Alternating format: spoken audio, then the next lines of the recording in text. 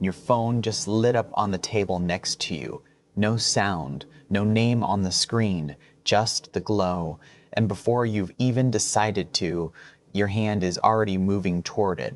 You look, nothing, no message, no notification, nothing happened at all. And here's the strange part. You're going to do this again in about 4 minutes. Not because anything is going to happen, because something might. By the end of this video, you're going to understand exactly what's running your thumb when it does that.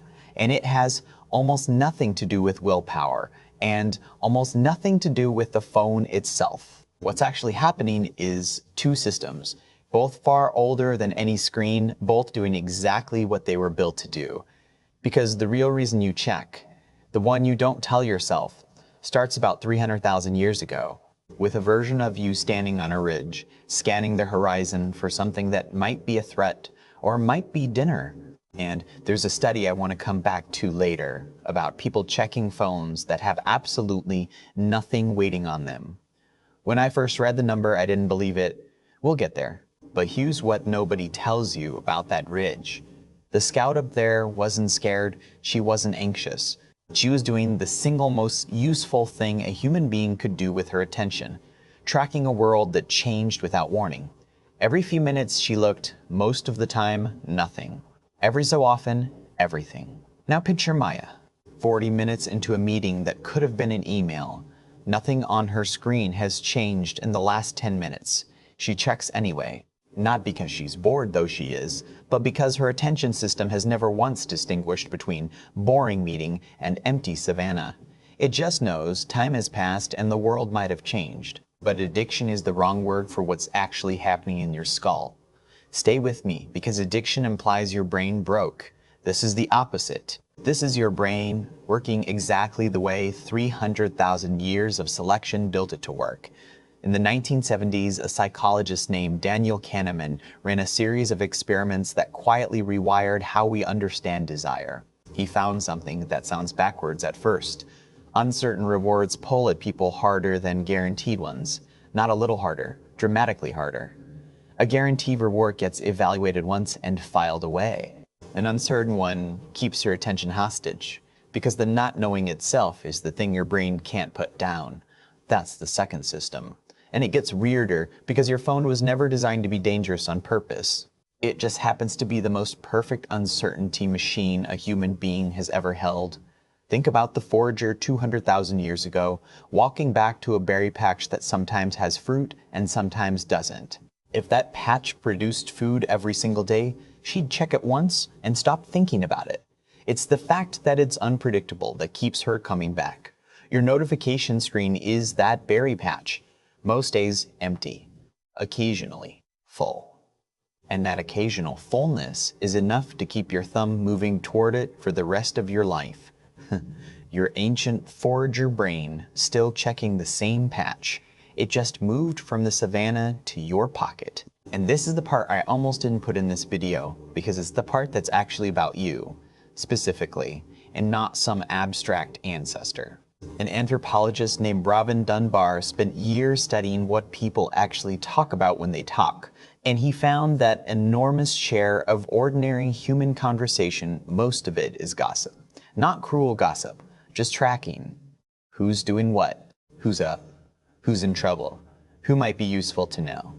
Dunbar's argument is that this wasn't a character flaw either. In a group of 30 people, your entire world knowing who to trust and who to avoid was an idle curiosity. It was survival information. Your phone didn't invent this hunger. It just handed you a gossip circle with several billion people in it, running at every hour of the day. That's Jake at 1 in the morning, refreshing an app that has told him 3 times in a row that nothing new has happened. He knows nothing new has happened. He checks again anyway, because somewhere underneath the part of his brain that knows better, there's a scout on a ridge who has never once been told it's safe to stop looking. And there's a fire circle he's terrified of missing something around. Here's the part that changes everything. This isn't just about you alone with your phone. Zoom out and you'll see the exact same pattern in every relationship where someone reads a message and takes 11 minutes to reply. And the other person spends those 11 minutes in a low hum of unease they can't quite name.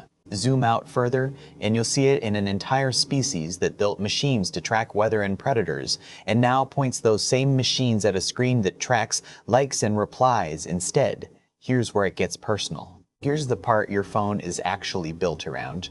Remember that study I mentioned, the one about phones with nothing waiting on them? Researchers found that people check their phones almost as often when there are 0 notifications as when there's actually something there.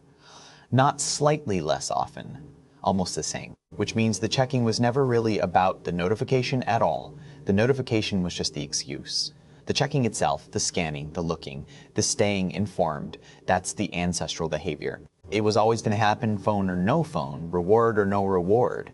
Picture the ridge again. The scout isn't checking because she expects to find something every time. She's checking because the cost of missing something once was too high to ever stop looking. That same math is still running behind your eyes right now. Not because you're weak, not because you lack discipline. This is not a character flaw. This is not proof that something is wrong with you. This is not a moral failing you need to fix through sheer willpower. This is a 300,000-year-old information tracking system, doing exactly the job it evolved to do, sitting in a pocket full of berry patches and gossip circles that never run out.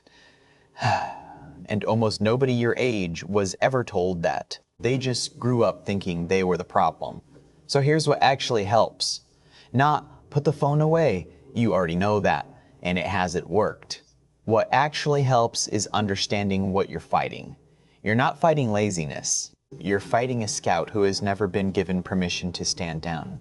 3 things worth carrying with you. First, checking isn't weakness. It's an ancient system reading unpredictability and social stakes exactly the way it was built to. Second, you're not broken. You're running very old software in a room engineered to exploit it. Third, and this is the one that actually changes tomorrow, turn off the red dot, not the app. Just the badge, the number, the little flash of color that mimics an empty berry patch suddenly showing fruit.